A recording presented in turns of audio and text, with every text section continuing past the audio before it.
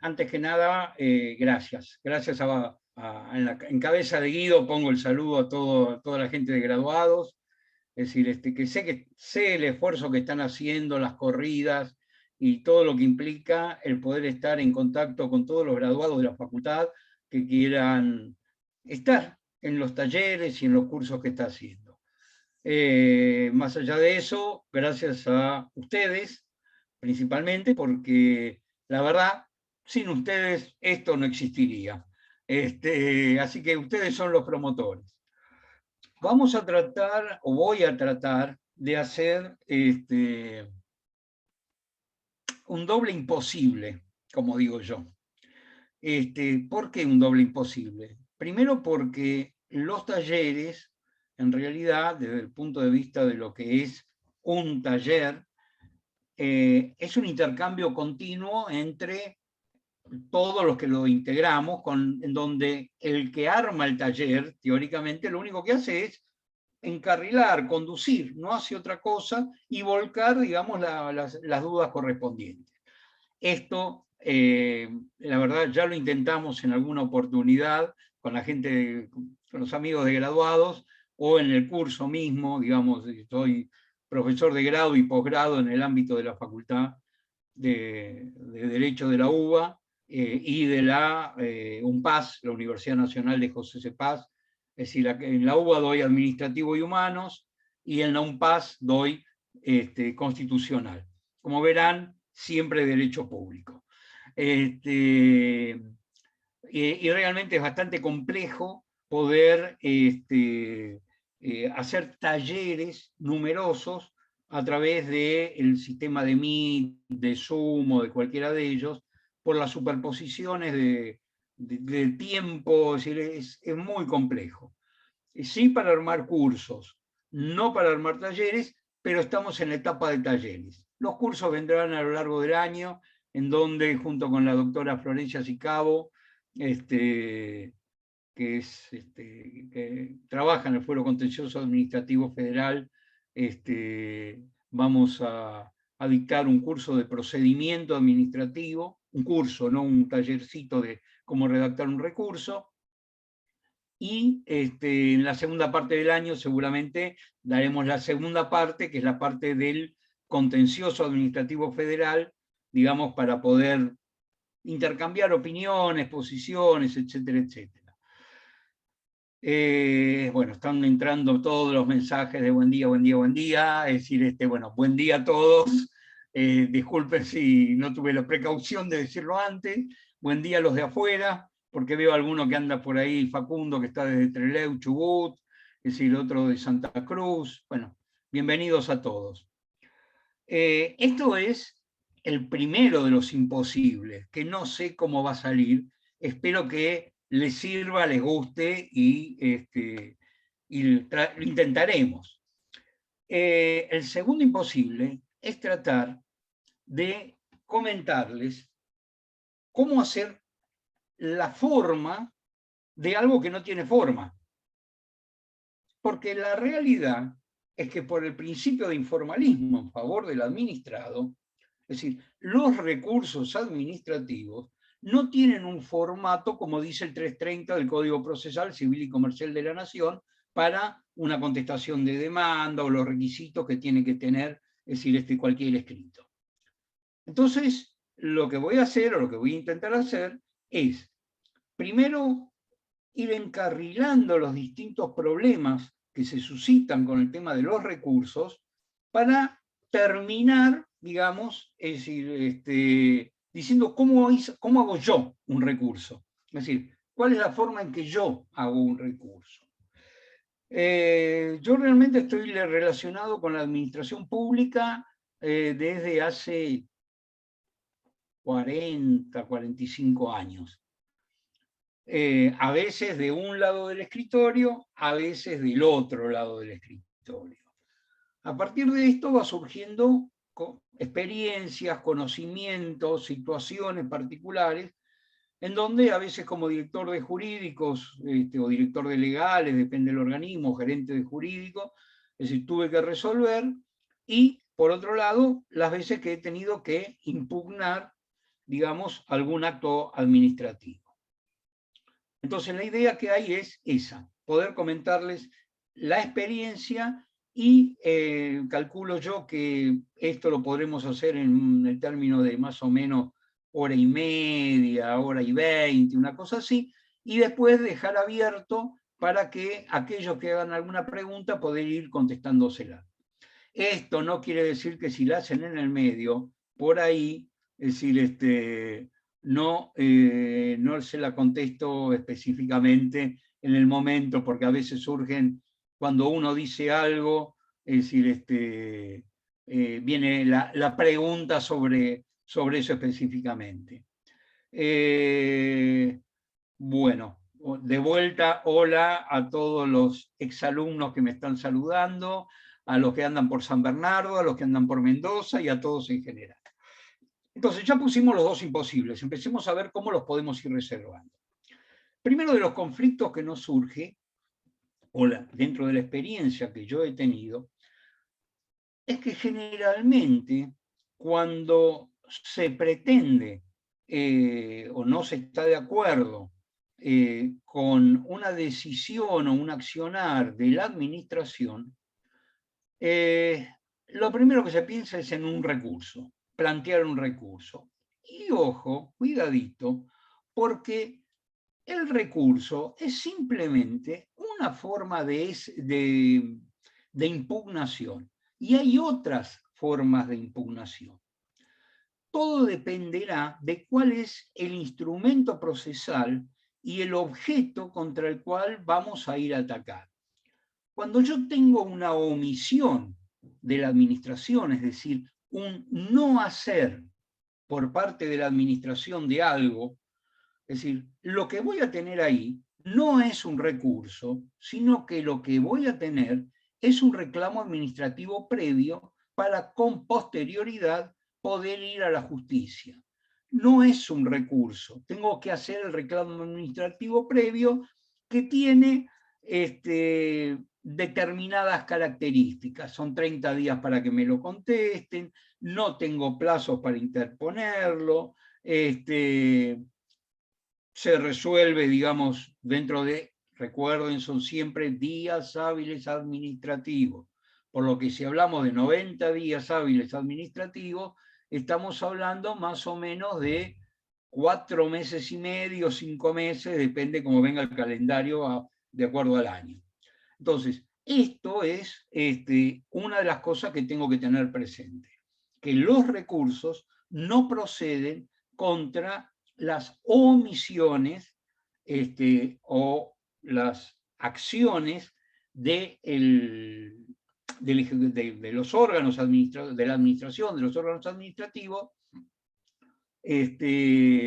para poder implantarlo. Disculpen, lo que pasa es que a veces me distraigo porque entran algunos saludos personales de exalumnos y nada, trataré de no mirarlo. Esto no quiere decir que me moleste, al contrario, un placer que un exalumno quiera volver a estar. Desde el punto de vista docente uno se agranda. Dice, bueno, algo le dejé por lo menos para que quiera volver. Entonces, acá es donde tengo el primero de los temas. Contra las acciones y omisiones normales, cuando hablo de acciones hablo de vías de hecho, es decir, que no tienen atrás un acto administrativo que lo respalde. Es decir, de la administración lo que corresponde es el reclamo administrativo previo y no un recurso administrativo. Lo mismo me pasa que cuando quiero impugnar un reglamento. Cuando quiero impugnar un reglamento, yo tengo dos formas de impugnación. Está regulado en el artículo 24 de la Ley de Procedimiento Administrativo, la 19.549, es decir, incisos A y B, es decir, la forma de atacar directamente al reglamento o la forma de atacar el acto administrativo producto de ese reglamento, es decir, que uno considera de que no corresponde, digamos, su existencia dentro del mundo jurídico. Pero esto tampoco lo voy a poder hacer, digamos, con las características propias de lo que es un recurso. de los 3 recursos que figuran en la Ley de Procedimiento Administrativo. No son 3, son algunos más que están por ahí perdidos, pero habitualmente los 3 más importantes son reconsideración, jerárquico, alzada, que ya vamos a ir hablándolos, digamos, de a poquito, y vamos a ir destripando en este ratito que tenemos todas las problemáticas que veamos. Entonces, tengo los reglamentos, tengo las omisiones y las acciones eventualmente, y tengo los actos administrativos propiamente dichos contra los que procede esta forma de impugnación que es el recurso administrativo. No nos olvidemos tampoco que el artículo 32 de la Ley de Procedimiento Administrativo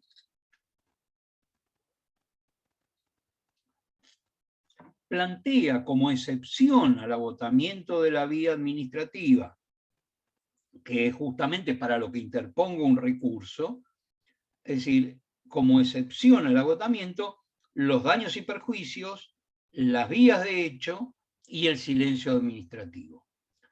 Los daños y perjuicios y las vías de hecho, es decir, las acciones materiales que realiza la administración, que entiendo yo que producen un daño a algún derecho, voy directamente a la justicia, al fuero correspondiente. Si es el gobierno de la ciudad, será al fuero contencioso administrativo, tributario y de consumo de la Ciudad Autónoma de Buenos Aires. Cada vez es más grande el nombre del fuero.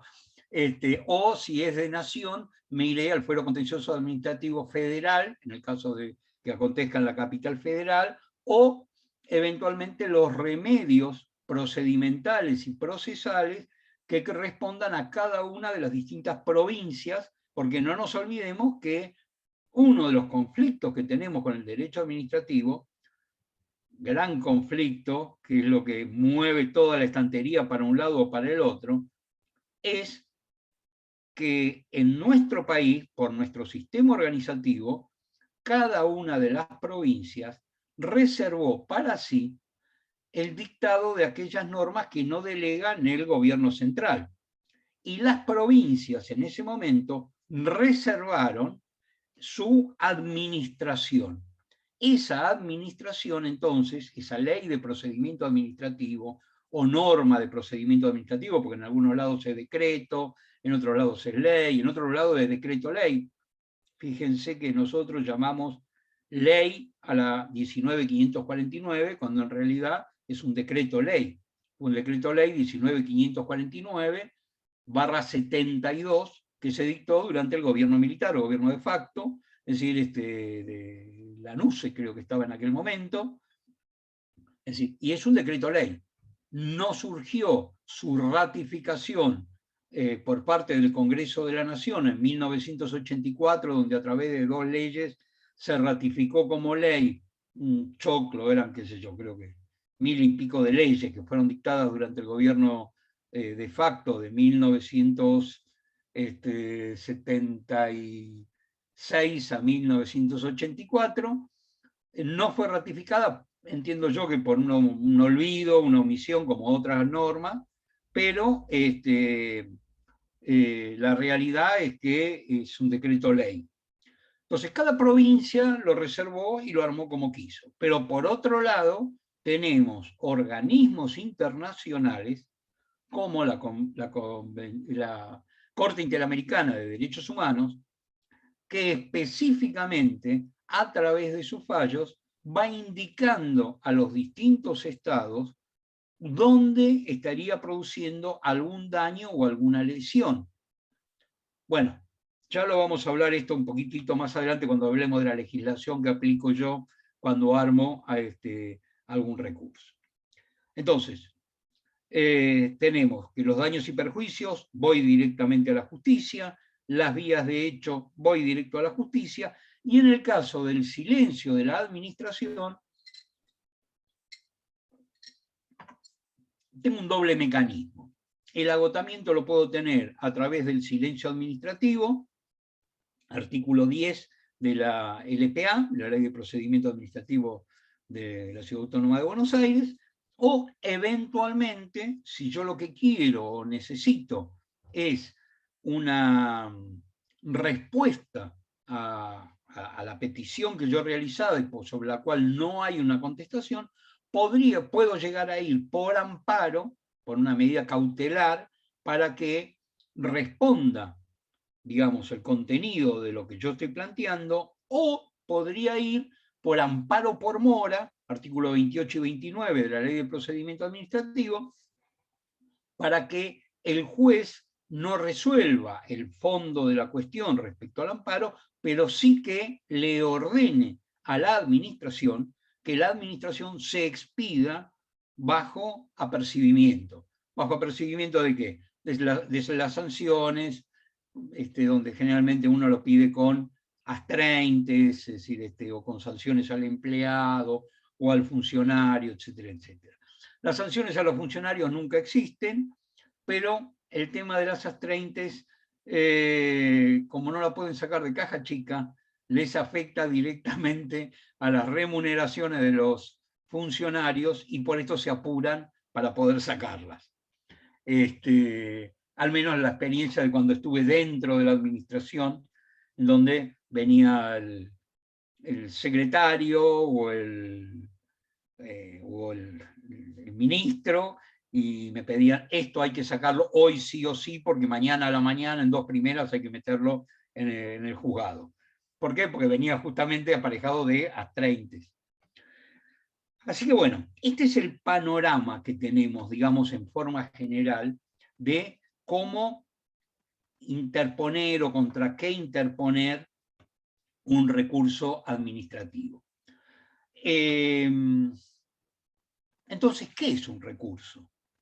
Un recurso es un medio de impugnación que tiene por finalidad la modificación o revocación de un acto administrativo. Punto.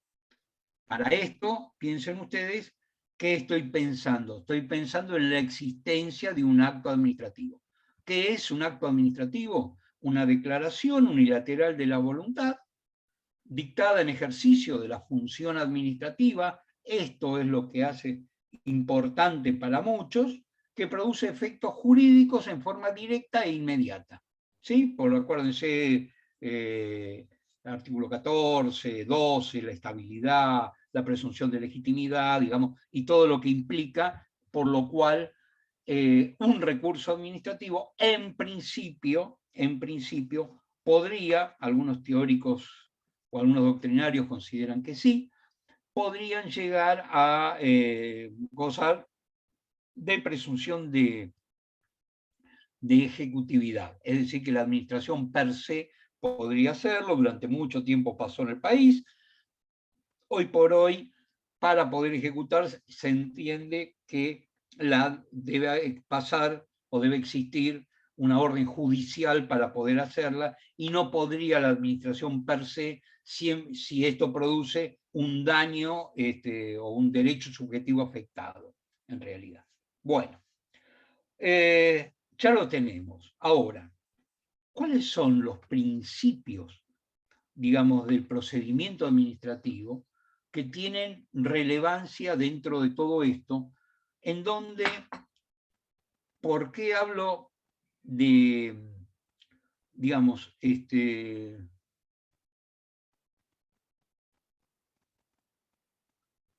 sí, no, lo que pasa es que había una discusión en el chat o un intercambio de ideas. El silencio, en principio, se presume como negativo. Después de haber interpuesto el pregunto de despacho, después de haber, es decir, cumplido con los plazos correspondientes, es como que la administración dice no, entonces tengo liberada la vía judicial. Pero existen distintos procedimientos, yo estoy hablando del procedimiento general, porque si no tendríamos que hacer un curso de 4 meses, es decir, una vez por semana, dos o 3 horas, para hablar de los distintos procedimientos que hay, que son todos los procedimientos especiales.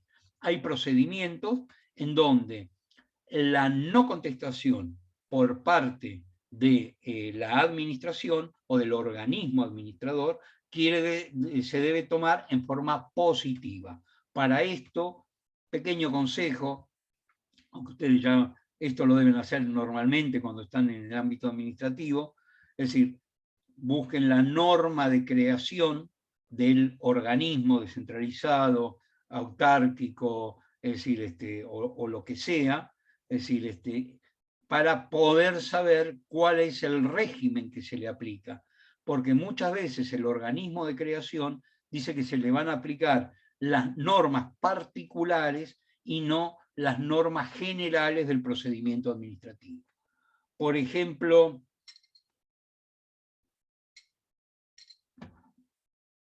actualmente hay una ley que tiene media sanción, la ley del cannabis industrial, en donde fue aprobada por el Senado de la Nación.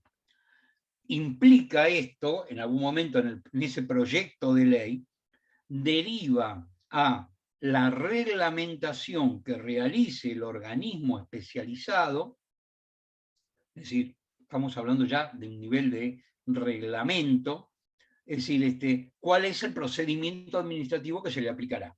Si se le aplica la 19.549 o se le aplica algún procedimiento particular, atento las características propias que tiene. No nos olvidemos que si bien el cannabis, no sé, 8 meses atrás, 10 meses atrás, era droga, hoy por hoy, es decir, a través de la ley la 23.750, la 27.350, o la nueva ley que va a aprobar, o las normas internacionales, fue sacado de la lista de droga peligrosa, está, entre comillas, permitido a nivel internacional, es decir, y en nuestro país el cannabis medicinal ya se encuentra reglamentado por ley. Y ahora lo que se está reglamentando es justamente el tema, o se está trabajando, es el tema de el cannabis industrial, es decir, la plantación, la hoja, es decir, lo que no tiene HTC o CBD. Es decir, o que están por debajo de algún nivel que no produce, no se puede consumir como no se lo considera droga. Es como cuando alguno viaja a Jujuy, por ahí que había alguno que estaba saludando desde Jujuy, es decir, que es normal ir a un kiosco y pedir hoja de coca con el bicarbonato porque la altura termina afectando. Es decir, bueno, estas son las cosas. Y esto es un régimen particular. Así que bueno, puede ser positivo o negativo de acuerdo a el régimen propio de cada organismo. ¿Cuáles son entonces los principios que van a regir este procedimiento administrativo y que podrían llegar a ser impugnados a través de un recurso? ¿Por qué? Porque la violación de cualquiera de estas situaciones, no nos olvidemos que procede el recurso jerárquico, el recurso de reconsideración, procede también contra los actos administrativos interlocutorios o de mero trámite. Y lo que vamos a ver, justamente, los principios determinan este tipo de lesión. Lo primero que tenemos es la impulsión e instrucción de oficio. ¿Qué quiere decir la impulsión e instrucción de oficio? Quiere decir de que en principio es la administración la que debe llevar adelante el procedimiento, es decir, empujarlo, digamos, impulsarlo para llegar a su fin, y tiene que ocuparse de producir todos los elementos de prueba para que para que el procedimiento funcione. ¿Por qué dije en principio? Dije en principio porque hay oportunidades en donde cae en cabeza mía, si yo soy administrado, no me gusta el término habitualmente porque cosifica al ciudadano. Si yo soy un ciudadano que estoy interponiendo una defensa de algo, lo que entiendo violación de derechos, cuando cae en mí el realizar un accionar, la administración no lo puede hacer por mí. Por ejemplo, yo represento a una persona jurídica y me presento, hago un reclamo, perdón, hago un pedido, una petición, un reclamo, una denuncia, lo que sea. Es decir, en la administración. Pero me olvido de acompañar el poder. Yo tengo que acreditar de que soy la persona que tiene la posibilidad de ir en nombre de tal o cual, digamos, de de tal o cual persona jurídica. Si yo no acompaño el poder, la administración no va a tener la posibilidad de seguir adelante con el procedimiento. O, por ejemplo, la apertura, antes estaba hablando de este tema del cannabis, la apertura del registro de productores de cannabis. Yo soy productor de cannabis. ¿Puede la administración ponerse en mi lugar o llevar adelante el procedimiento de inscripción si yo no completo un formulario, acompaño los papeles, etcétera, etcétera? No. Por eso digo en principio. Estas son excepciones que hay al principio de impulsión e instrucción de oficio. Otro de los principios es el de celeridad, sencillez, economía y eficacia. Los procedimientos administrativos deberían, debo reconocer, una mano en el corazón, por más que duela, por todos los amigos que están dentro de la función pública, que la celeridad, la sencillez y la eficacia dista mucho de ser lo que la norma dice. En general, los procedimientos, no hay un gran incumplimiento de algo que es los plazos, en cuanto a la expedición por parte de la administración. Cualquiera que está acostumbrado a estar en el ámbito de la administración, sea de las universidades, la administración central, la administración descentralizada, organismos especiales, lo que sea, uno ya cuando realiza la pretensión, automáticamente, ya que está y tiene el encabezado puesto, prepara un pronto despacho para tenerlo al costadito del escritorio para poder presentarlo, porque si no se presenta, no siempre, digamos, a veces pasa, a veces no pasa, pero bueno, es complicado. Eso respecto a la celeridad. La sencillez implica de que el procedimiento tiene que ser lo más simple posible. Nosotros somos todos abogados, colegas, es decir, y entendemos determinado lenguaje, determinado metalenguaje que pueda llegar a existir. Ahora, no nos necesitan a nosotros para un procedimiento administrativo. ¿Por qué? Porque a menos que sea una cuestión en donde lo que se esté discutiendo es una cuestión de derecho, es decir, no es necesario la existencia de un profesional, un abogado. Sí es recomendable. No nos vamos a tirar para atrás tampoco. Es decir, sí es recomendable. ¿Por qué? Por todo este tipo de cuestiones. Es decir, que un lego tendría que tener claramente y entendible, a través de las normas, cómo son los procedimientos. A veces nosotros mismos no entendemos qué es lo que nos quieren hacer, qué es lo que nos quieren decir.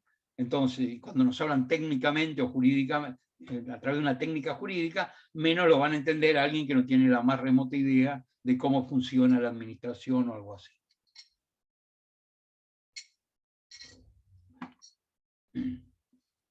Otro de los principios que entra siempre muchas veces a jugar, que ha traído muchas veces dolores de cabeza, es el tema del informalismo. El informalismo atemperado que tiene nuestro régimen, es decir, la norma habla de informalismo.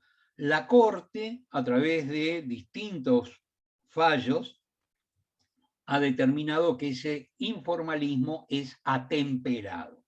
¿Qué quiere decir informalismo atemperado? Que en realidad no hay una forma, que es lo que hablaba al principio, que es una de las cosas raras de lo que vamos a tener en este taller, porque si bien no existe una forma específica como el 336, digamos, es decir, el 330 del Código Civil y Comercial, Procesal Civil y Comercial de la Nación, es decir, o a través del decreto 336 del 2017, que es el que reemplazó al 333 del 85, que es cómo debe ser un acto administrativo y cómo se deben cumplir las cosas. La realidad es que ese informalismo es atemperado porque la razonabilidad debe primar en todas y en cada una de las distintas situaciones. Varios años atrás, cuando recién se estaba conformando, en la facultad del Departamento de Derecho Procesal y Práctica Forense, se había creado, la verdad que le perdí el rastro, si sigue existiendo o no, el práctico administrativo. ¿Qué era el práctico administrativo? Era un práctico que tenían que realizar, más allá, digamos, del práctico profesional, digamos, el que hacen en tribunales o en algún organismo, en donde tenían una serie de actividades materiales que realizar los alumnos. Y veíamos todos estos principios, todas estas situaciones. Recuerdo que, inclusive me pasó también, porque alguien lo habrá escuchado y también lo hizo, me pasó cuando estaba como director de legales en Industria y Comercio. ¿Qué fue lo que pasó? Un ciudadano presenta un recurso administrativo escrito en un rollo de papel higiénico. El metalenguaje lo entendemos. Estaba diciendo de que ese procedimiento, digamos, era para utilizar papel higiénico. Ahora, no es normal la presentación primero grandioso el trabajo que se tomó de estar escribiendo en un rollo de papel higiénico, ¿no? Todas las cuestiones. No corresponde. Entonces, ¿qué es lo que hizo el empleado de mesa de entrada? Me vino a consultar. ¿Qué hago? La empleada, era una empleada. Digo, mire, es muy fácil. Usted lo que debe hacer es darle o una máquina de escribir o una computadora o una virome, hojas de papel y decirle que para poder recibírselo tiene que estar cuando menos dentro del ámbito de la razonabilidad. Bueno, este empleado, es decir, se lo dijo, discusiones, va, viene, al final terminó sacando una hoja, es decir, donde ya lo tenía escrito máquina, lo mismo, porque se vio que no lo iba a pasar. Lo mismo pasó cuando algún alumno lo hizo, ex alumno, ¿no? Es decir, hoy en día abogado. No tengo ni idea, Lidia, si sigue existiendo, pero lo averiguo. Hablo con el director, creo que el doctor Gossaini está en el Departamento de Derecho Procesal, por lo menos antes de la pandemia estaba. Yo hasta la pandemia era el subdirector a cargo de la dirección de Público 2. Pero bueno, después, la verdad, con el tema pandemia lo perdí. Es decir, lo presento hoy a otra cosa. Entonces, por eso se habla de que es un informalismo atemperado. Es decir, no hay forma, el único límite que tiene es la razonabilidad. El tema de los días y horas hábiles, para que pueda accionar la administración en un día y hora inhábil, previamente debe existir un acto administrativo que lo determine. Si me vienen y me notifican en un día inhábil, obviamente, es lo mismo que si me lo notificaran el primer día hábil siguiente, con lo cual, si me vienen a notificar un día sábado, que la administración no funciona, no está dentro del horario de la administración, me notifican un sábado, es lo mismo que si me lo hubieran notificado el lunes, con lo cual los plazos empezarán a correr a partir del martes, no a partir del lunes. Simplemente será el día siguiente al momento de la notificación. Notifican en día inhábil. Bueno, esto mismo pasa con el boletín oficial muchas veces, en donde ahora verán ustedes, también lo saben, ya están apareciendo boletín oficial en forma normal y habitual los sábados y los domingos. ¿Por qué? Porque se cuentan algunas cuestiones por días corridos y no por días hábiles, entonces directamente como día corrido se adelantan 1 o 2 días. Ha pasado esto a partir de, calculo yo, por lo menos que yo, extraordinariamente pasaba esto de los boletines oficiales de sábado y domingo, pero en forma normal y habitual empezó a pasar allá por el 2018, 2019, más o menos por ahí.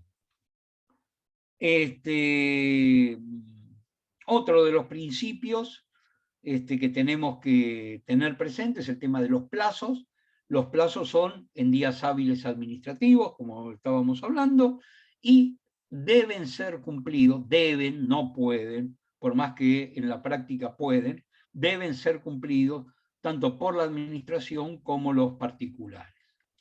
La diferencia es que si la administración no cumple con los plazos, no sé, hay alguien mandó algo largo, después lo leo, no puedo, sino. Después revisamos todo, dejamos la última media hora para las preguntas. Si la administración no cumple con los plazos, nosotros tenemos remedios procesales, lo que hablamos antes, es decir, podemos meter un pronto despacho, podemos considerarlo, ¿viste?, como un, es el artículo 10 de la LPA, para considerar que está habilitada la vía, podemos interponer medidas cautelares, podemos interponer, es decir, un amparo por mora. Si nosotros incumplimos con un plazo de un acto administrativo en la presentación de un recurso, automáticamente perdemos el derecho. Tenemos plazos determinados en la Ley de Procedimiento Administrativo, 10 días para el caso del recurso de reconsideración, 15 para el recurso jerárquico, en donde vamos después a hablarlo, pero tengo plazos que están específicamente determinados. Y si lo presento fuera de esos términos, tengo algún tipo de características o sanciones que lo diferencian. Y por último, el principio que ustedes ya deben haberse cansado a lo largo de la carrera de estar escuchándolo mientras estudiaban en grado, aquellos que hicieron posgrado de vuelta, porque es el que cruza todo tipo de materia y de asignatura, el debido proceso adjetivo. El debido proceso adjetivo se debe aplicar en un 100% al procedimiento administrativo. ¿Por qué? Porque las normas internacionales de Derechos Humanos y los informes del Instituto Interamericano de Derechos Humanos, fallos de la Corte Interamericana de Derechos Humanos, resoluciones de la Comisión Interamericana de Derechos Humanos, es decir, y los propios fallos de la Corte Suprema de Justicia de la Nación determinan específicamente la aplicación en un todo del debido proceso adjetivo. Yo voy a ver yo escribí hace unos años en un libro de control de convencionalidad que publicamos con la doctora Susana Albanese, hay un capítulo que es el control de convencionalidad en el procedimiento administrativo. Voy a ver de mandárselo a los amigos, a la gente de graduados para que lo puedan subir y que ustedes lo puedan ver, en donde específicamente es un análisis de por qué se deben utilizar y cuáles son los fallos, Baez, qué sé yo, las mellizas Jaén, o decir, fallos internacionales que en el supuesto de no cumplir con el debido proceso adjetivo en el ámbito nacional implicaría, nacional o provincial o municipal, implicaría la violación de derechos humanos en los términos de la Corte Interamericana y implicaría que el Estado argentino entre en responsabilidad internacional. Hay dos artículos, uno que lo publiqué para la Corte Suprema mexicana, porque soy miembro de la Asociación Mexicana de Derecho, es el que es la sumisión del derecho administrativo, se lo voy a mandar también, la sumisión del derecho administrativo a los tratados internacionales. Con estos dos artículos vamos a ver claramente que bueno, es totalmente aplicable el debido proceso adjetivo. Y acá está relacionado íntimamente con cuál es la legislación que debo aplicar para un procedimiento administrativo.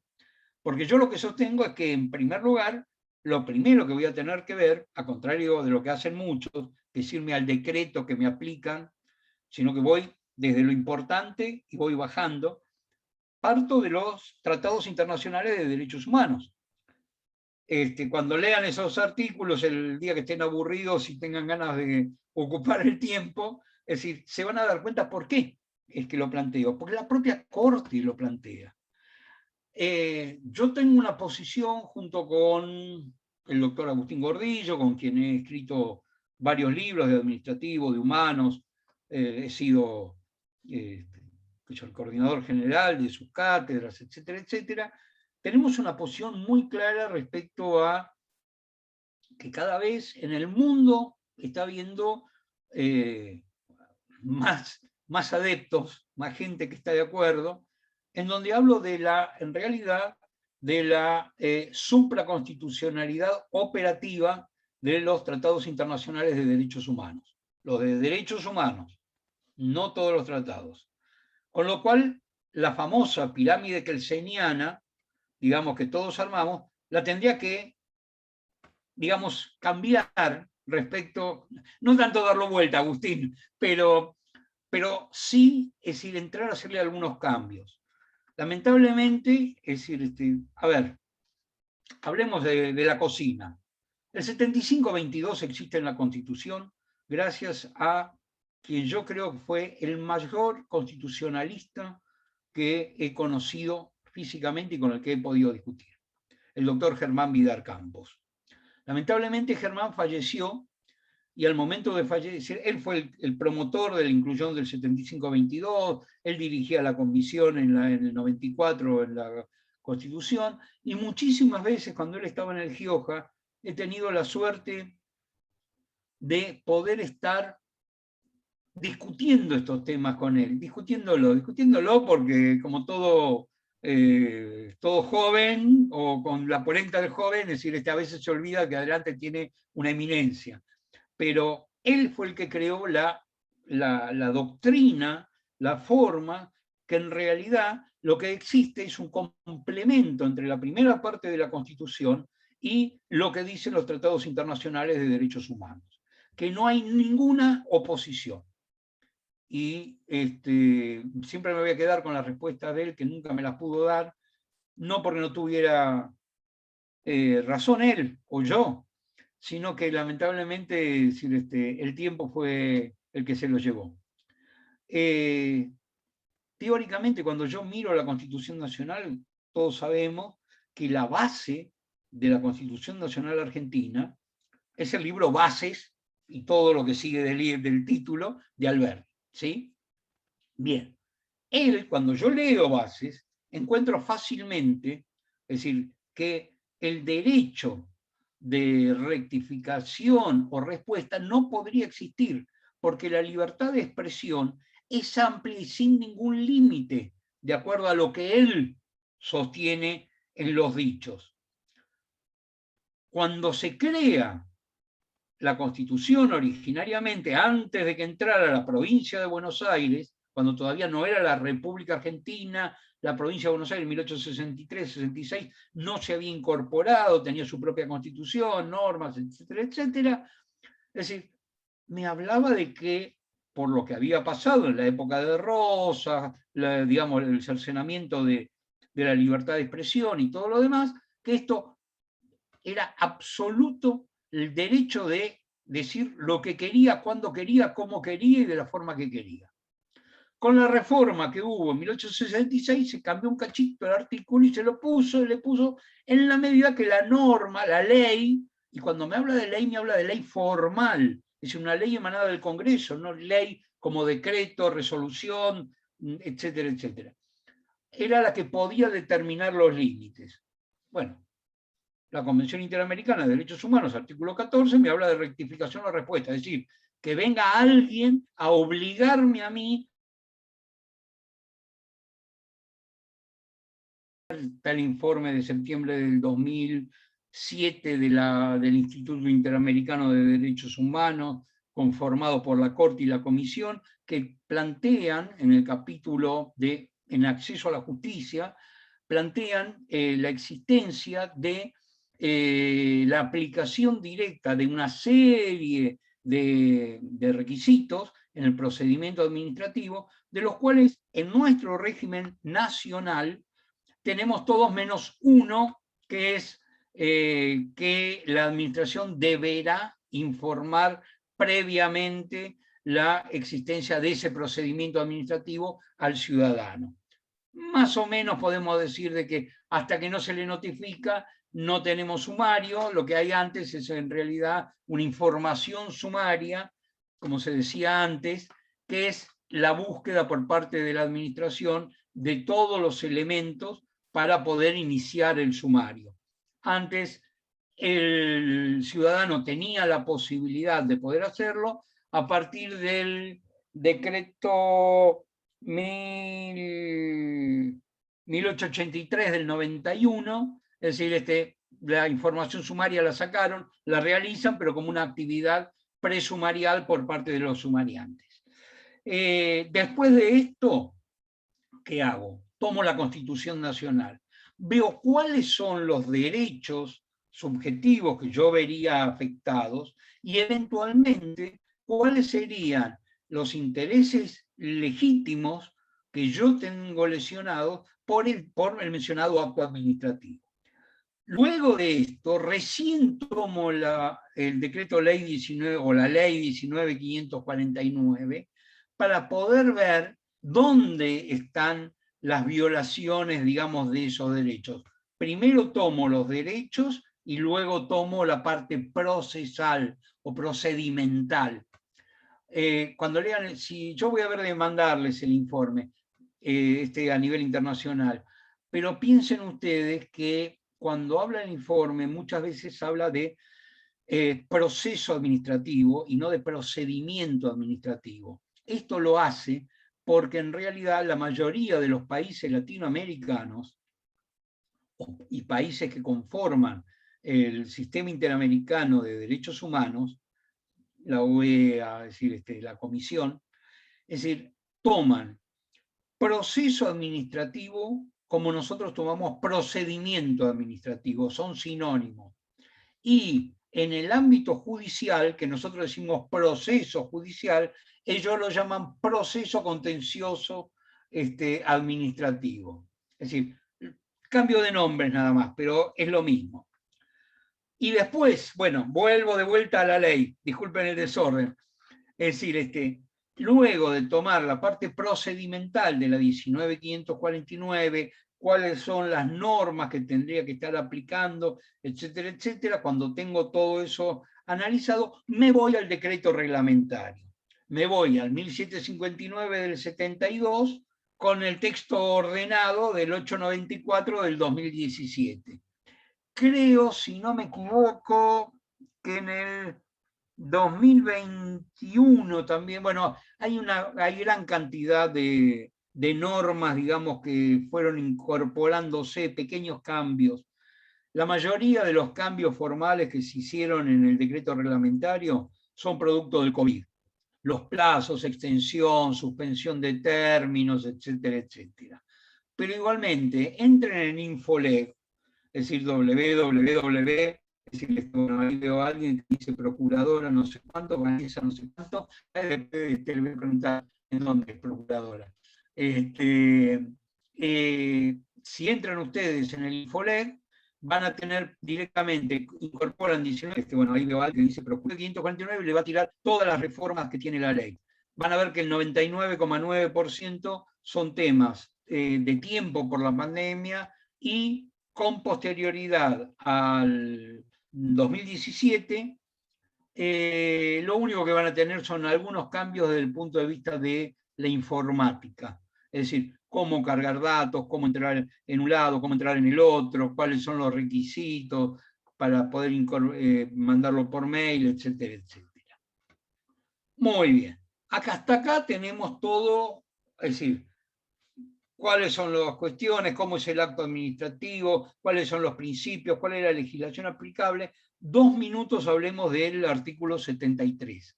¿Qué es el artículo 73 de la ley del decreto reglamentario de la ley de procedimiento administrativo? Es el que de alguna manera me determina contra qué actos procede un recurso administrativo. Tengo, por un lado, los actos de alcance particular, Los actos de alcance particular son aquellos en donde la persona, el ciudadano al que están dirigidos, es determinado o determinable. Muchas veces no hacen a una persona en particular, sino que lo hacen a un grupo determinable de personas. Los actos administrativos de alcance general, que son aquellos que si bien no ponen en cabeza de una persona o un grupo determinado de personas, lo hacen en una forma genérica. Por ejemplo, si yo quisiera hoy buscar un ejemplo, el reglamento de alumnos de la Facultad de Derecho. Es decir, a ver, cualquier persona que es alumno de la Facultad de Derecho, sin poder determinar quién es esa persona, es decir, no es el grupo de colegas que de los 276 que ingresaron hoy, que estamos, digamos, conectados acá. Este es un grupo, es determinable, porque basta mirar quiénes son todos los que están incorporados y ya está. En cambio, de los alumnos de la facultad no puedo saber quiénes son alumnos o quiénes no son alumnos o quiénes van a ser alumnos. Entonces, esto es un acto administrativo de alcance general, porque está en forma indeterminada a aquellas personas a las que se le va a aplicar. Y lo otro que me determina es en realidad en causa de qué o razón de qué puedo iniciar un recurso administrativo, en donde tengo que determinar ahí, de acuerdo al recurso, si lo voy a hacer por cuestiones de oportunidad, mérito o conveniencia, es decir, cuestiones donde entraría a jugar la discrecionalidad administrativa, es decir, si es oportuno sacarlo hoy, si existe mérito suficiente para poder hacerlo, si es conveniente que hoy salga este decreto o no, o, por otro lado, pueden ser cuestiones de legitimidad, es decir, apartamientos a lo que la norma jurídica determina específicamente que debe hacer el funcionario. No nos olvidemos que acá entra a jugar una cuestión muy simple, que es que nosotros, ciudadanos, actuamos con capacidad, pero la administración, cualquiera sea el rango, debe actuar con competencia. Es decir, si no tengo una norma, que no lo vamos a analizar ahora, pero sí, porque si no sería otras 2 horas más de estar hablando. Es decir, si no tengo una norma jurídica anterior a un accionar de la administración lo que está haciendo es, en realidad, cometer, es decir, actuar fuera de su competencia. Es decir, sepamos dividir competencia de función también. Una cosa es el ejercicio de la función, otra cosa es la competencia. Lo vamos a ver ahora cuando veamos cuáles son por ahí los elementos del artículo 7, y voy a ir rápido porque si no, no llegamos. Igualmente les digo, fuera de broma, si alguno tiene alguna duda, algo que quiera consultarme, flax es flax, @derecho.uba.ar, me lo manda, yo no tengo ningún problema, se lo contesto. Bueno, ahora aprovechen si hay alguna duda, la puedo contestar ahora porque no tengo cursos todavía. Dentro de 2 semanas empiezo. Así que, es decir, todo más tranquilo. Alguna charla, digamos, para el exterior, nada más que eso. A ver, espera. Me están pidiendo que escriba.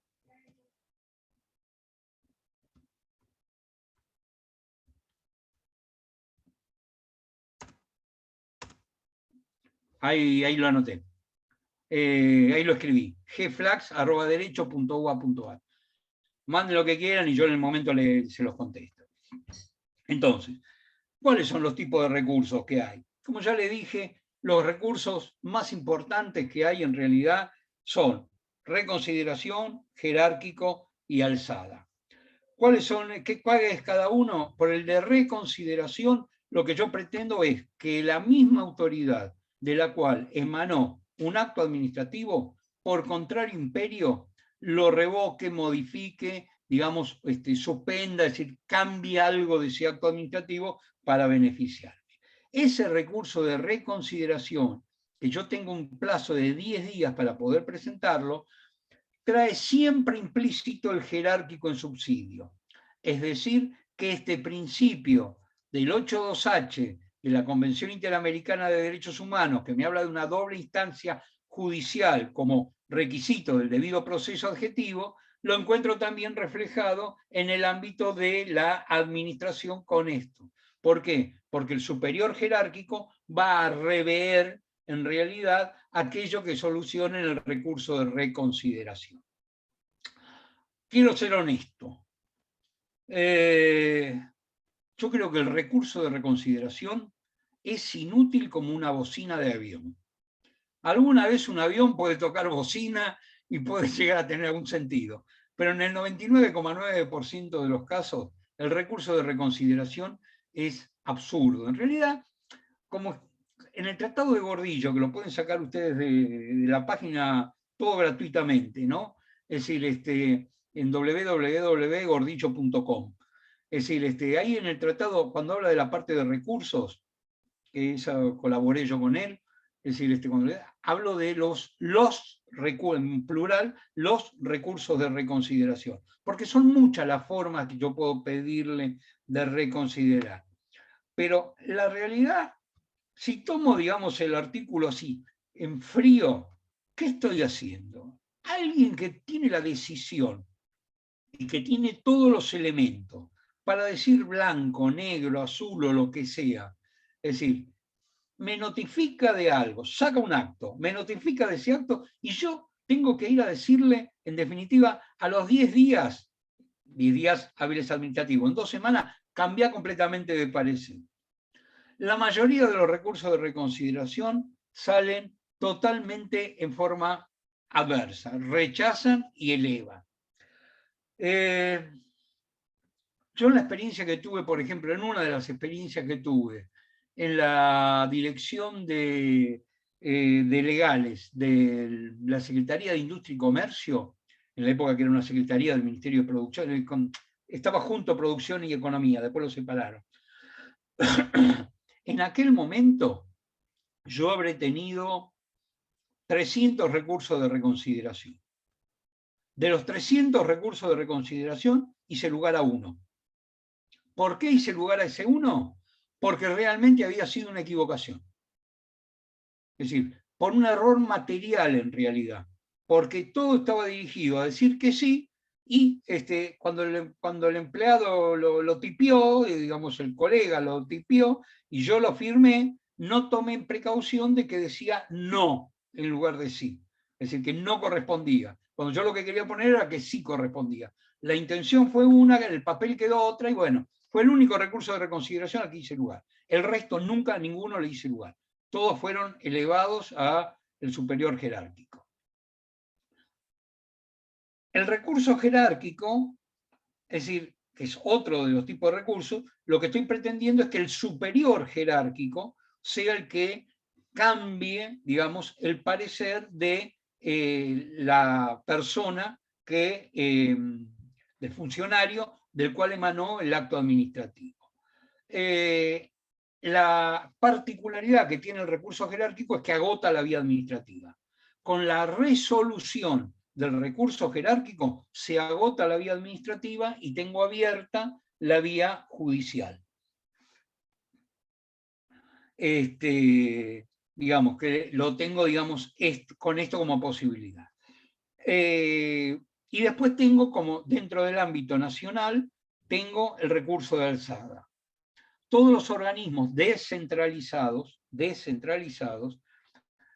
o autárquicos, giran en la órbita de algún ministerio. Para hacer un poco...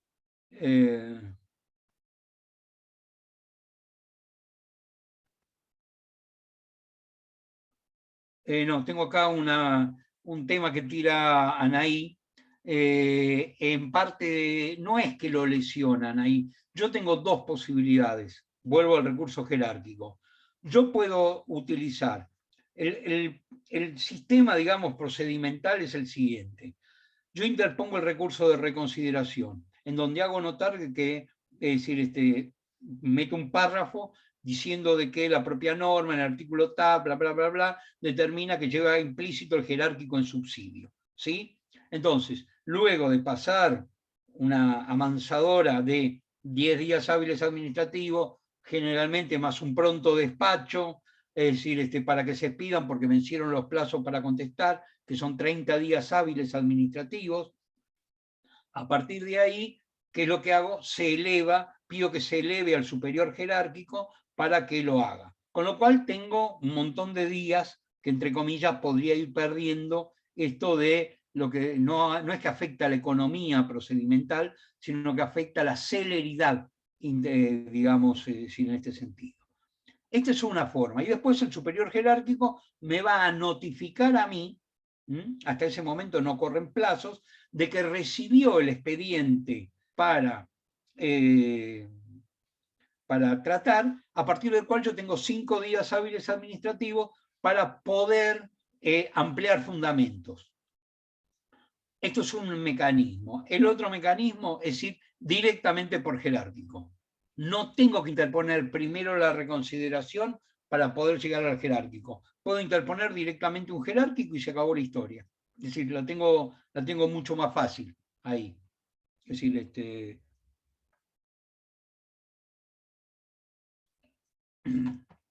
pero bueno, son distintas alternativas. Uno tiene que evaluar en realidad también qué es lo que pasa dentro del organismo, quién va a resolver, etcétera, etcétera. Si yo hoy, por ejemplo, tendría que interponer alguna cuestión en algún ministerio donde sé que el ministro está colgado con 2 broches de la soga, porque en cualquier momento lo echan, obviamente que voy a tratar de estirarlo un poquito y ver cuál es el pensamiento del que va a venir, no del que se está yendo. Es decir, pero bueno, esto es un poco el perfil que cada uno tiene que ir adoptando para alguna de las situaciones. Por último, como decía, el último recurso es la alzada. La alzada lo que tiene es que en realidad procede exclusivamente contra cuestiones de legitimidad, no cuestiones de oportunidad, mérito y conveniencia. Es decir, si hubo algún error en el procedimiento, o una mala intención, hubo desviación de poder, o cualquiera de las distintas situaciones, automáticamente a través de la alzada se va a poder, el ministro del ramo en el cual gira el organismo descentralizado va a tener la posibilidad de resolver al respecto. ¿Contra qué cosas interponemos un recurso? Los interponemos contra actos administrativos definitivos. Acto administrativo definitivo es simplemente el acto administrativo que resuelve el fondo de la cuestión. Nada más que eso. No es que no puedo hacer más nada. Simplemente resuelve el fondo de la cuestión. Después veré si sigo en sede administrativa o en sede judicial de acuerdo a lo que me convenga y los pasos que pueda dar. Un acto administrativo asimilable a definitivo. ¿Por qué? Porque muchas veces puede ser que me intimen a acompañar el poder, como decía antes, y en realidad no lo acompaño. Bueno, ¿qué hace la administración? Archiva las actuaciones. ¿Puedo seguir actuando en ese expediente? Sí, pido el desarchivo, acompaño el poder y subsano la cuestión. No es como en el ámbito procesal, en donde, es decir, lo que tengo es la caducidad de instancia, digamos, procesal. La caducidad de instancia, si bien existe en el ámbito del derecho administrativo, artículo 21 de la LPA, es decir, lo que yo tengo es claramente que puedo, es decir, lo que tengo es no la pérdida de la acción, sino la pérdida del derecho. Es decir, el derecho de seguir. Pero puedo reconstituir ese derecho y seguir adelante con el expediente. Lo traigo como elemento de prueba en manos de la administración y automáticamente todo lo que ya produje me sirve para el nuevo expediente si se me pasaron los términos. Cuestión muy particular está con otro tipo de recursos. Todas las normas, digamos, adolecen, aún las más nuevas, de algunas cuestiones muy particulares, que son los recursos directos. Hay muchas cuestiones que se dan, por ejemplo, el artículo 360 de la Ley de Procedimiento Administrativo del ámbito de la Ciudad de Buenos Aires. Para exonerar a un funcionario debe tramitarse el procedimiento administrativo en el ámbito de la administración, producción de prueba y todo lo que estoy diciendo, y la justicia va a rever por recurso directo la Cámara, va a rever esa decisión administrativa, o no, o confirmar, rever o confirmar la decisión administrativa. Acá lo que estoy violando prácticamente es el artículo 8.2h de la Convención Interamericana de Derechos Humanos, que forma parte de la Constitución Nacional, o está por arriba de la propia Constitución, a pesar de que la Constitución lo enuncia, digamos, en el artículo 75.22. ¿Por qué? Porque no tengo doble instancia judicial. Tengo una sola instancia judicial. ¿Por qué? Porque el Tribunal Supremo de Justicia de la Ciudad Autónoma de Buenos Aires, el TSJ, lo que me dice, en realidad, es, señores, la ley dice de que la revisión la va a hacer la Cámara. ¿Y la primera instancia cuál es? La Cámara. ¿Y la segunda instancia cuál es? La Cámara. Es decir, no tengo primera instancia. Es una discusión dentro de lo que se denomina la jurisdicción administrativa. Pero bueno, son los problemas normales y habituales que hay. A nivel nacional hay otras leyes que también uno dice extraordinario la existencia de la ley, por ejemplo, la ley de defensa de la democracia, en donde dice de que se debe ser juzgado por la Cámara Federal del lugar en donde acontecen los hechos. Me parece bárbaro. ¿Y quién revé esto? Bueno, esto es la razón por la cual las cámaras de casación se formaron. ¿Por qué? Porque no había nadie que lo podía rever, porque no se olviden ustedes que la Corte Suprema de Justicia de la Nación, por el artículo 14 de la Ley 48, revisa solamente cuestiones de derecho, no de hecho. Y si lo que hay es violación a las cuestiones de prueba, cuestiones de hecho, automáticamente no tengo cómo poder llegar a tener una segunda instancia judicial. Bueno, otras situaciones, aparte de los actos administrativos asimilables a definitivo, contra los que puedo interponer, es contra los actos interlocutorios o los actos de mero trámite. Actos interlocutorios son aquellos, por ejemplo, que si bien no resuelven el fondo de la cuestión, resuelven cuestiones coyunturales del expediente. Por ejemplo, la cantidad de testigos, el día y la hora en la cual se va a realizar la audiencia, es decir, cuestiones interlocutorias. Y el de mero trámite, en realidad, que muchos lo asimilan, pero en realidad el de mero trámite es aquel que dice pase a tal organismo, es decir, por recibido. Es decir, estos son actos de mero trámite, no son actos administrativos, son actos de la administración y podría llegar a existir contra ellos recursos de reconsideración o de, qué sé yo, o jerárquico. Piensen ustedes que yo presento un escrito en letra verde porque no me quedó otra tinta en la computadora, ¿sí? A ver, presento, imprimo correctamente, le doy lugar a aquellos requisitos que pueda llegar a tener el recurso administrativo, los escritos administrativos, que no me dice que tiene que ser como en la justicia tiene que ser negro o azul negro lavable, azul negro fijo, perdón. Es decir, esto es lo que dice el reglamento del 1285 del 58. Es decir, lo presento en verde, entonces el sumariante me dice, rechácese por no estar con el color correspondiente. Yo lo que voy a hacer, meter una reconsideración diciéndole que en ninguna parte de la ley de procedimiento administrativo me dice que no puedo presentarlo en color verde. Entonces lo tiene que tomar y tendrá que sacar otro proveído que diga por presentado, parte o recibido, es decir, lo que sea.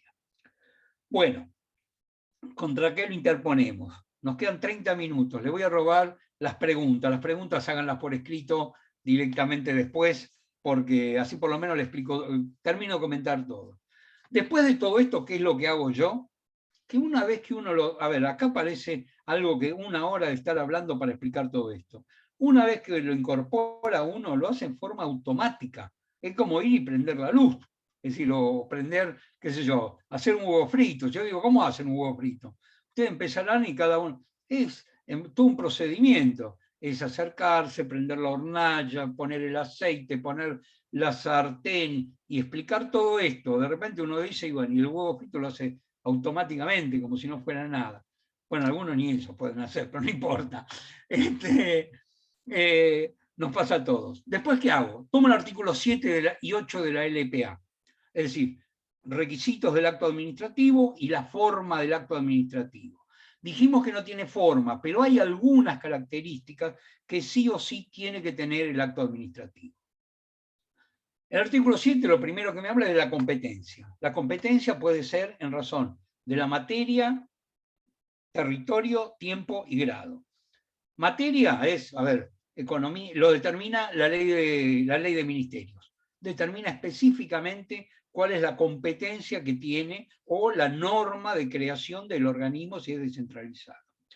Territorio es lo que está determinado, que yo, a nivel de ejemplo, Rodríguez Larreta no podía nunca sacar una licitación para asfaltar toda la avenida Rivadavia. Él puede asfaltar la avenida Rivadavia desde el kilómetro 0 hasta Liniers, punto. Él no puede entrar a Ciudadela porque eso es competencia en razón del territorio de la provincia de Buenos Aires.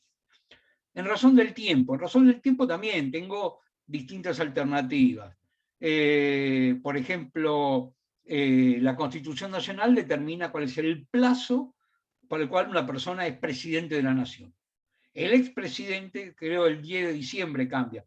Pues no vamos a empezar a pelear si era el 9, el 10, como hubo acá con una presidenta y un presidente.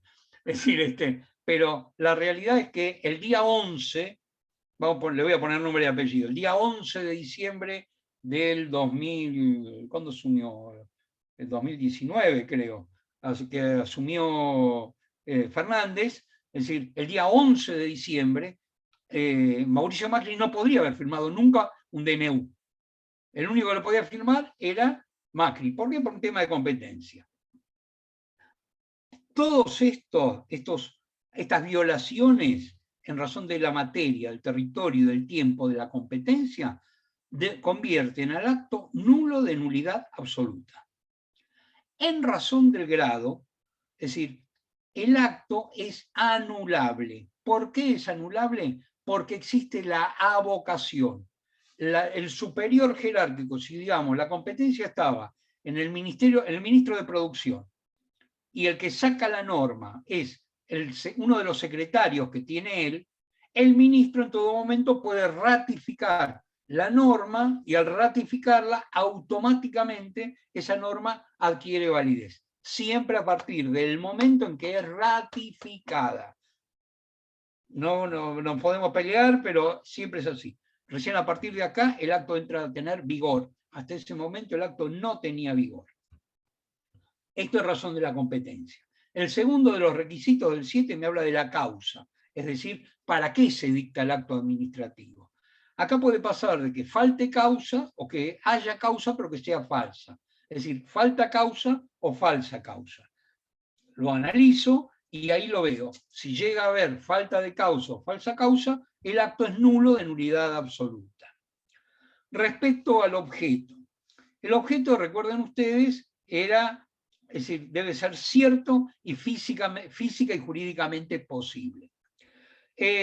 Si el acto no es cierto, porque en realidad el acto no determina de que es a mí que me va a aplicar una sanción, o es físicamente imposible, un acto administrativo que diga de que tengo que tocar el cielo con las manos, o que debo subir al séptimo piso de la Secretaría del Ministerio de Economía sin usar los ascensores o la escalera.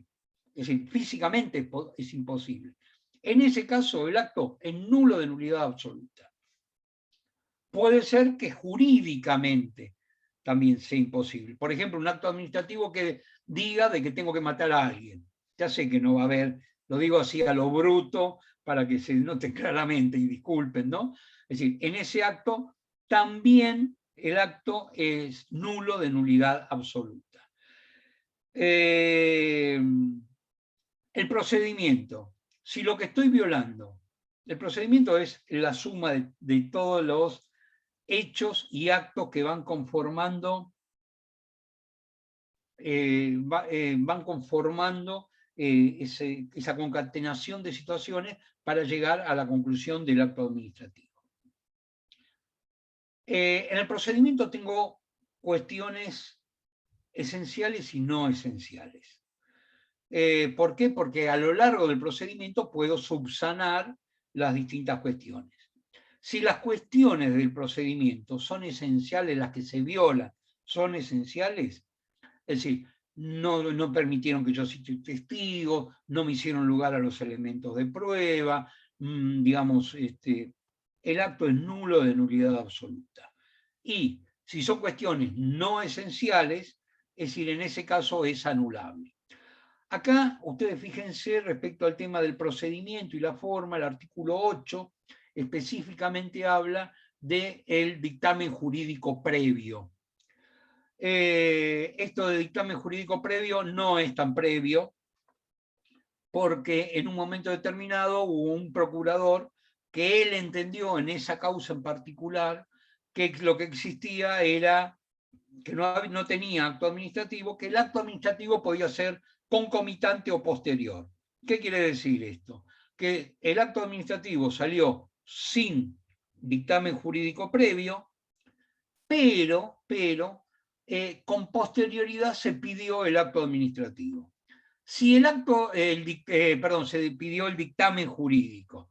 Si el dictamen jurídico está de acuerdo con lo que dice el acto administrativo, que en principio, a menos que pida suspensión del acto, se estaba ejecutando, si es igual, el acto administrativo se encuentra subsanado el error correspondiente.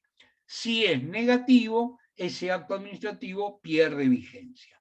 No es esto lo que dice el artículo 8 de la Ley de Procedimiento Administrativo, pero es lo que en algún momento, quien hoy es titular de cátedra de Derecho Administrativo en la facultad, es decir, cuando era procurador, sacó esta norma, sacó este entendimiento de la norma. Bueno, podemos usarlo si a ustedes les sirve en algún caso. La motivación es otro de los requisitos que toma, digamos, el artículo 7. ¿Qué es la motivación? Es la expresión material de la causa. Es decir, la causa es para qué se dicta, la expresión material, lo que pongo en el acto administrativo, es la motivación. Los considerandos, como dicen los chicos en grado habitualmente. Si hay irrazonabilidad en los considerandos, porque son falsos, porque inventan, no crean que no es así, porque ha pasado muchísimas veces, es nulo, de nulidad absoluta. Acá hay decisiones tomadas, me acuerdo, en la época del papel prensa, es decir, hace eso como 20 años atrás, en donde se citaban cuestiones que cuando uno las iba a buscar eran falsas. Es decir, no existían, eran inventos para darle un justificativo al acto administrativo. Bueno, en ese caso, ese acto administrativo era nulo, de nulidad absoluta. Y también es nulo, de nulidad absoluta, cuando esa motivación es desproporcionada, cuando existe desproporcionalidad. A ver, a mí se me cortó internet, vamos a inventar un caso. A mí se me cortó internet. Bueno, hice lo que pude, perdí 5 minutos o 10 minutos, perdí de la conexión y poder hablar con ustedes. Y por esto vienen y me sancionan. Bueno, yo no tengo la culpa. Es decir, no solamente no tengo la culpa, sino que fueron 5 minutos que no tuvimos comunicación. Es desproporcionado que por esto me expulsen de la Universidad de Buenos Aires. Este tipo de cosas. Y por último, el último requisito, antes de comentarles, digamos, otras cositas más, el último requisito que tiene el artículo 7 de la LPA es la finalidad. Y acá es donde es lo que más, digamos, empieza a existir con dolor de cabeza, porque es la desviación de poder. En general, esto es una experiencia personal a lo largo de 40 años, no de un gobierno u otro gobierno, hablo de gobiernos nacionales, provinciales, Ciudad de Buenos Aires, organismos específicos, es decir, siempre me encontré con que la duración en los cargos, la duración temporal en los cargos por parte de los funcionarios, siempre producen desviación de poder. Debe ser algo íncito en el ser humano, que se ocupen los sociólogos de analizarlo eso.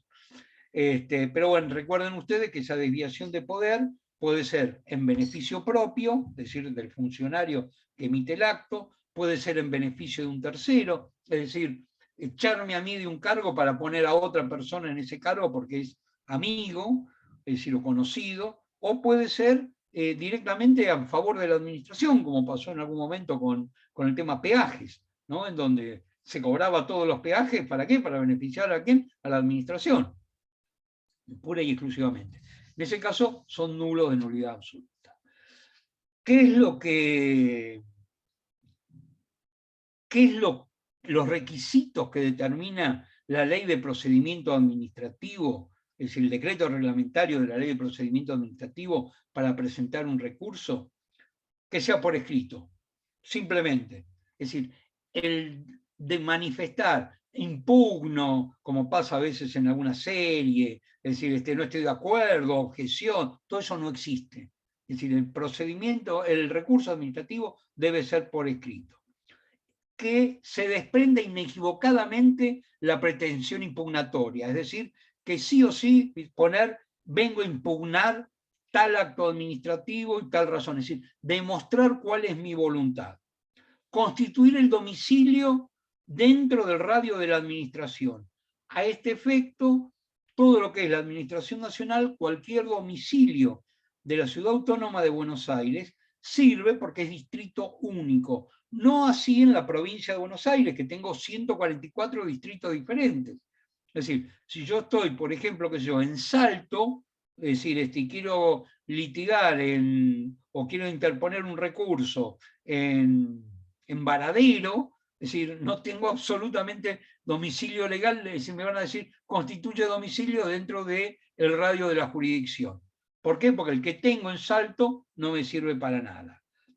Y el otro requisito es que sea presentado en término. Si yo no lo presento en término, el recurso de reconsideración, que lo presento, acuérdense que eran 10 días, lo presento entre el día 11 y el día 15, ese recurso va a ser tomado como recurso jerárquico en razón del informalismo en favor del administrado. Si el recurso jerárquico se me pasan esos 15 días hábiles administrativos y no interpongo, ese recurso se transforma en denuncia de ilegitimidad. Es decir, poner en función en conocimiento de la administración las razones por las cuales ese acto debería ser nulo de nulidad absoluta o debería ser anulable, y la administración debe tratarlo. Por más que la norma dice podrá, ya la jurisprudencia ha determinado claramente que debe tratarlo, y no solamente debe tratarlo, sino que el problema que tengo es que por más que lo trate y me dice, tenés razón, pero lo mantengo, es decir, yo no tengo cómo acceder a la justicia porque no agota la vía administrativa. Entiende la jurisprudencia de la Corte que lo que yo he hecho es un abandono del derecho por presentarlo fuera de término. Otra pequeña cuestión, digamos así, para comentar, tema de la prueba documental. La prueba documental, en lo personal, ninguna norma dice que debe ser presentada en forma conjunta a el recurso. Algunos se agarran del 330 del Código Procesal Civil y Comercial, que dicen que se aplica, es decir, supletoriamente, y por esta razón, en realidad, es decir, como dice que hay que acompañar la documental y ofrecer la restante, corresponde esto. Otros dicen, en realidad, yo estoy en un procedimiento especial, no tengo por qué estar acompañándolo, porque el procedimiento no dice nada que tengo que hacer respecto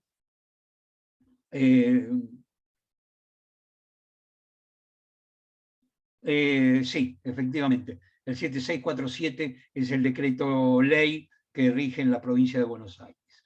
Dentro de muy poquito, calculo que dentro de un mes, vamos a estar trabajando también en el Colegio Público de Abogados de Morón, disertando justamente sobre la 7647 y la 19549 sobre todo el tema del procedimiento administrativo.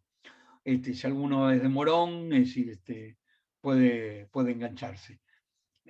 o fijarse. Todavía no, graduado no lo termino de resolver. El tema de la prueba, vuelvo, nos quedan 20 minutos. El tema de la prueba, consejo que yo doy, consejo, cada uno hace lo que quiere, o qué es lo que yo haría, yo acompañaría la prueba escrita, la prueba documental, perdón, la ofrecería y la acompañaría. Si hay algo de la prueba que no tengo todavía, un video o lo que sea, y me va a agotar los plazos, ofrezco a sí mismo de considerarlo necesario, es decir, el señor sumariante, tal y tal prueba, la identifico. Entonces puedo pelearla por los dos lados. Te acompaño una parte y el resto, cuando vos si vos considerás que es procedente, yo te lo acompaño.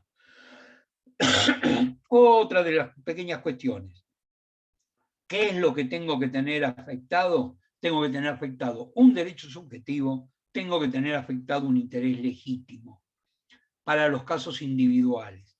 Para el supuesto, digamos, de cuestiones de medio ambiente, cuestiones de consumo, etcétera, etcétera, son regímenes especiales.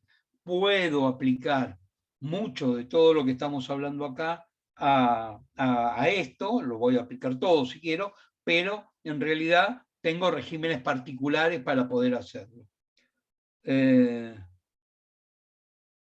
Sí, Rubén. Es decir, todo lo que yo digo lo puedo aplicar directamente a la Ley de Procedimiento de la Ciudad Autónoma de Buenos Aires. Es más, yo he impugnado algunas de las normas, es decir, justamente. Tengo la suerte de haber colaborado en algún momento como asesor en la legislatura primigenia, que es la que dio lugar a esto. Y bueno, y la verdad que después de 15 años, 20 años como autoridad en el Departamento de Derecho Público de la Facultad, hemos discutido es una forma de decir, hemos intercambiado opiniones con los miembros del TCJ, con los miembros de las cámaras, con los jueces, porque son todos profesores de la facultad. Y teníamos una relación, somos amigos, conocidos, es decir, compartimos y discutimos estos temas académicamente, digamos, si procede, no procede, por qué puedo, en qué, che, vos no estoy de acuerdo con lo que vos dijiste acá por esto, por lo otro. Bueno, es una forma de crecer entre todos, una forma de compartir. Así que bueno, no procede, si hay alguno que vi que estaba en algún organismo, por lo menos está conectado desde algún organismo, no proceden que los organismos descentralizados o aquellas personas, aquellos órganos subordinados jerárquicamente presenten recursos. Estos son conflictos interadministrativos y no tienen nada que ver con los recursos de reconsideración jerárquico o alzada. Es el ministro el que va a tener que resolver. Y acá no se olviden ustedes que lo que entra a jugar es un concepto muy claro que es la jerarquía. Y si es un organismo descentralizado, gira en la órbita D y tiene que resolver. Por ejemplo, recuerdo alguna época que estuve como gerente jurídico del ORCEP, organismo regulador de seguridad de presas hídricas del país. En realidad, las presas hídricas tienen un doble control. Por un lado, la construcción de la presa, todo lo que se denomina ingeniería civil y funcionamiento de la presa, pero no se olviden ustedes que ese funcionamiento de la presa lo que produce es energía eléctrica, en donde quien tiene competencia es el ENRE. Entonces, tengo una doble competencia a todos aquellos que están produciendo energía. Por un lado el ENRE, por otro lado el ORCEP. Muchas veces el ENRE y el ORCEP no están de acuerdo y los dos quieren aplicar sanciones. ¿Por qué? Porque son sanciones pecuniarias. Y si son sanciones pecuniarias, entran recursos propios del organismo. Es decir, el ENRE es un organismo grande desde el punto de vista económico, es decir, con subsidio del Estado y todo lo demás, por las tarifas eléctricas y todo el desparramo eléctrico que hay en el país. El ORCEP, por el contrario, es un organismo que creo que es la primera vez que ustedes deben haber escuchado que existe ese organismo. En alguna época eran 40 personas todo el organismo para cubrir, o 80, para cubrir todo el país, desde las presas hídricas nacionales de Jujuy hasta las de Tierra del Fuego. Así que piensen ustedes que es un organismo chiquito. Y muchas veces había conflicto. Bueno, en algún momento dependió del mismo ministerio, que era Planificación Federal. Entonces, el ministro de Planificación Federal tenía que resolver la cuestión de competencia de quién era el que tenía a su cargo solucionar el problema. Si el ORCEP o el IDEP, o el ENRE. Entonces, esa decisión no es apelable. ¿Por qué? Porque es una decisión interadministrativa. Bueno, más allá que yo les voy a mandar a través de la gente de graduados un modelo, el modelo que yo uso habitualmente de recurso administrativo, vamos a aprovechar estos 10 minutos que quedan para ir comentándole, y cualquier duda que tengan, manden mail, yo los contesto, no tengo ningún problema. Esto que tengo acá, yo lo tenía, es decir, lo tengo digitalizado para poder mandárselo, es un recurso que fui armando para el curso. En primer lugar, arriba pongo qué tipo de recurso estoy planteando, en lo que se denomina la suma. Interpone recurso jerárquico, hago reserva del caso federal, porque hay algunos casos en donde cuando se planteó que no se hacía lugar al caso federal, producto de que no fue planteado en sede administrativa. Hay 2 o 3 fallos, entonces para evitar cualquier tipo de conflicto pongo reserva del caso federal. Yo personalmente, ya todos me conocen, creo, porque debo ser el único loco, no soy el único, pero uno de los pocos, hago reserva del caso inconvencional, es decir, la posibilidad de poder acceder al sistema interamericano de derechos humanos. ¿Por qué? Lo hago por una cuestión muy simple. Mi postura doctrinariamente desconocida, de que yo entiendo la superioridad de los tratados internacionales de derechos humanos por arriba de la propia Constitución. Si tengo una cuestión en la Constitución que entra en discusión si corresponde o no corresponde, y la Convención Interamericana o cualquiera de los tratados internacionales de derechos humanos del 75-22 de la Constitución me otorgan ese derecho, ese 75-22 es operativo, por lo tanto yo tengo ese derecho. Si no me lo quieren reconocer porque norma de rango inferior, llamarlo Constitución Nacional, no me lo acepta, yo lo que hago es un planteo directamente inconvencional. Alguno seguramente dirá, bueno, es la minoría. No, piensen ustedes que, por ejemplo, la República de Chile cambió su Constitución Nacional producto de, en definitiva, es decir, reformó su Constitución Nacional porque la Corte Interamericana de Derechos Humanos lo sancionó por normas convencionales. Eso lo pueden leer en Olmedo Bustos o La Última Tentación de Cristo. Porque la Constitución chilena permitía, en caso de desorden público, es decir, el cercenamiento de la libertad de expresión. Se entendía que la emisión de la película La Última Tentación de Cristo, producto de los desmanes que hubo cuando la quisieron estrenar, era violatoria de esta cuestión, y dijo, no hay película. Bueno, ante esta situación, la Corte sanciona a Chile. ¿Cómo lo resuelve Chile? Cambiando gracias Magalí, lo que hace es cambiar su propia Constitución. Nosotros mismos deberíamos estar cambiando la Constitución si algo lo que tenemos es contrario a la propia Convención Interamericana. Por eso lo incorporo. En personería, por ahí me voy 5 minutos, no más. Igualmente les mando el formulario se lo doy a los chicos, creo que lo tienen que subir a una nube y que luego ustedes lo pueden bajar, algo por el estilo. No soy muy ducho con el tema informático. Es decir, ¿quién es el que se presenta? Perdón que interrumpa, Doc. El formulario ese, en el caso de los talleres, nosotros lo que hacemos es cuando usted nos los envía, se lo enviamos a todos los inscriptos al taller. Así que nada, Ah, en el caso de los cursos, ahí sí es cuando lo subimos a la nube. bueno, gracias. Y escúchame, te No, voy a mandar 3 archivos. perfecto, no hay problema, si nos Ya mandan sé, los 3 juntos, lo genial, mando al así nosotros general. les enviamos todo. Los 3 en el mismo, así se lo mandan a todos los chicos. Perfecto. Perdón por lo de chicos. No es que quiero faltar el respeto. Es decir, somos colegas, lo que pasa. Pero lo que pasa es que yo ya soy viejo. Para nada. Bueno, aprovecho los últimos minutos.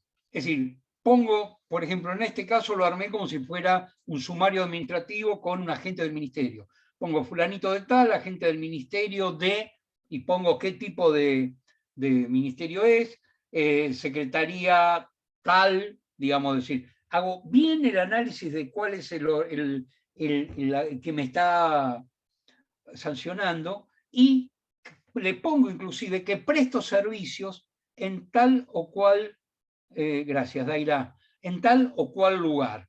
Número de DNI, si tengo número de legajo, lo pongo, constituyo domicilio dentro de digamos, el radio del juzgado y manifiesto que me presento. ¿Para qué? Para explicar de que en tiempo y forma, de acuerdo a cómo lo autoriza el artículo 89, porque es jerárquico, si fuera de reconsideración sería 84, y concordantes del decreto 1759 del año 72, texto ordenado 1883/91, me equivoqué acá, tendría que ponerle texto ordenado del 2017. Se me fue el 954 del 2017. Es el último que lo ordenó. Y si no, fíjense cuál es el último del último, porque siempre tiene, por eso le pongo inclusive texto ordenado y acompaño siempre concordantes y subsiguientes, porque uno nunca sabe, pero es una chicana que podemos hacer. Es decir, y le manifiesto expresamente que por acto administrativo número tal, de tal fecha, y que me fuera notificado tal día, a tal hora, para que vean si estoy o no estoy, digamos, dentro de los plazos correspondientes, y expreso que, es decir, proceda a revocar el acto por razones de ilegitimidad u oportunidad o mérito y conveniencia, en base a la línea argumental que acompaña. Por ejemplo, si en medio de la pandemia había un acto administrativo que me obligaba a mí a ir al organismo público, más bien, viste, que era irracional. Por un lado tengo todo el mundo que dice no podés salir, no te podés mover, no hay colectivo, tenés que tener tal aplicación, tal otra aplicación, y me intiman a mí a ir a un ministerio, muchacho, está bien, después que pasen los plazos. Acá entra otro tema también discutido doctrinariamente, yo habitualmente lo pongo y lo dejo entrever, porque planteo de alguna manera una medida cautelar, que cautelarmente, con carácter cautelar, solicito se disponga la suspensión de ejecutoriedad del acto administrativo. Hablamos antes sobre la ejecutoriedad del acto administrativo, la norma me dice que sí, la jurisprudencia me dice de que no, pero por las dudas yo le digo, muchachos, cautelarmente, es decir, por favor, suspendeme los efectos del acto. No me puede suspender el acto, ¿sí? Porque el sumariante no puede suspenderme el acto, pero sí puede suspender los efectos del acto, hasta tanto tenga, digamos, acabada la vía administrativa, la vía recursiva administrativa. Pequeñas cuestiones, digamos, que pongo, por ejemplo, en punto tercero, siempre pongo esto porque la realidad me queda de viejas épocas. Ustedes no lo saben, no lo sufren, pero con anterioridad, cada ministerio tenía su propio reglamento de procedimiento administrativo. Era un desconcierto monumental. Esto lo solucionó el decreto 1972, 1957/72, que unificó todos los ministerios. Pero antes cada ministerio tenía su propio reglamento. En uno tenía que presentarlo Es decir, a veces no me variaban los plazos, pero me variaban, no, hay que presentarlo ante el superior, ante el inferior, y había que tener un programa especialmente armado, un cuadro, diciendo qué es lo que pasa con cada uno de los distintos ministerios. Bueno, de ahí me debe haber quedado esta cuestión de la admisibilidad formal, digamos, que hay. La presente vía recursiva se interpone en debido tiempo y forma, que ya lo manifesté antes, atento a que la notificación se me efectuara, que se me efectuara del acto administrativo impugnado, tuvo lugar, de vuelta vuelvo a poner, con la fecha tal, por lo que este recurso es formalmente admisible, por lo que deberá dársele el trámite de ley. Explico contra qué tipo de acto está dirigido, para que vean de qué procede, si es definitivo, si es interlocutorio, si es de mero trámite, cuándo fue notificado, y no me preocupa reiterar las cosas. Es decir,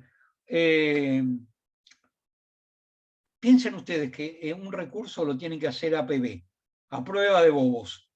Es decir, piensen que el administrador es bobo. Entonces, ¿qué es lo que hago? A prueba de bobos voy explicando cada uno de los pasos, por más que me lleve un par de cuestiones. Magalí y Evangelina levantaron la mano. Espérenme un segundito, ya termino y les digo.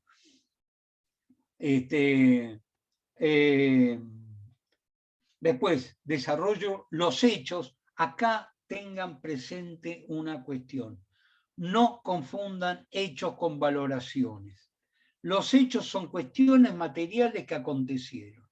Hubo un choque, para que lo tengan ejemplo. No hubo un terrible choque gravísimo que si produjo la necesidad. No, nada que ver. Lo que hubo fue un choque. Embistió tal auto, punto. Este es el hecho. Todas las valoraciones que yo pueda hacer al respecto son en realidad valoraciones, no son hechos. Yo vengo de una formación trigalista del derecho. Hechos, valoración y norma. La norma es lo que menos me interesa porque la norma cambia día a día, pero le tengo que prestar una atención. Tengo que analizar los hechos, valorar esos hechos y ver cuál es la norma que le voy a aplicar. Esta es mi forma. Hay algunos que dicen al revés. La norma dice esto, esto es lo que hay que hacer. Punto. Yo no lo comparto. A mí me ha dado resultado. Y por último, hago la fundamentación jurídica, desarrollo la impugnación inciso por inciso, de acuerdo al artículo 7, donde está el error de tal o cual razones, no se preocupen, no pidan disculpas por retirarse por cuestiones laborales, porque sé que es la hora. Y después ofrezco toda la prueba, inclusive la documental, más allá que pueda acompañarla. La prueba, bueno, acompaño tal documental, ofrezco toda, hago un pequeño desarrollo del caso federal, del caso convencional y después un petitorio en forma clásica y normal. Así que bueno, les pido antes que nada 1000 disculpas por por haber corrido en los últimos momentos. Lamentablemente no hay más tiempo. Primero que no hay más tiempo y segundo que mi garganta ya está pidiendo socorro, porque aunque no lo crean, de 7 a 9 de la mañana para el exterior, esos cambios horarios me matan, estuve dando otra charla. Es decir, tuve la gentileza de los chicos de graduado que me hicieron el aguante para que entrara a las 10 en punto.